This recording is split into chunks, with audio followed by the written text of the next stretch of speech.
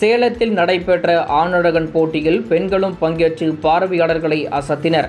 சேலத்தில் முதலமைச்சர் மு.க.ஸ்டாலின் பிறந்த நாளை முன்னிட்டு தளபதி கிளாசிக் 2025 என்ற தலைப்பில் தென்னிந்திய அளவிலான ஆணழகன் போட்டி நடைபெற்றது. சேலம் பழைய பேருந்து நிலையம் அருகே உள்ள நேரு கலையரங்கில் நடைபெற்ற இந்த போட்டியில் தமிழ்நாடு, ஆந்திரா, கேரளா, தெலுங்கானா உள்ளிட்ட தென் மாநிலங்களில் இருந்து ஏராளமான வீரர்கள் பங்கேற்றனர். இந்த போட்டியில் வீராங்கனைகளும் கலந்து கொண்டு தங்களது திறமைகளை வெளிப்படுத்தினர். குறிப்பாக ஆண்களுக்கு நிகராக பெண்களும் இசைக்கு ஏற்றாற்போல் தங்கள் திறமையை வெளிப்படுத்தினர்.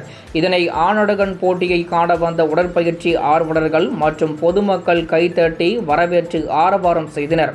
இதில் முதல் இடத்தை பிடித்த பெண்ணுக்கு கோப்பை மற்றும் 10,000 ரூபாய் ரொக்க பரிசு வழங்கப்பட்டது.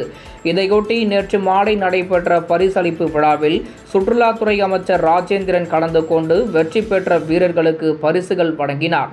அப்போது பெண்கள் பிரிவில் திறமைகளை வெளிப்படுத்தி முதல் பரிசு பெற்ற வீராங்கனைக்கு 25,000 ரூபாய் ஊக்கத்தொகை வழங்கி அமைச்சர் பாராட்டு தெரிவித்தார்.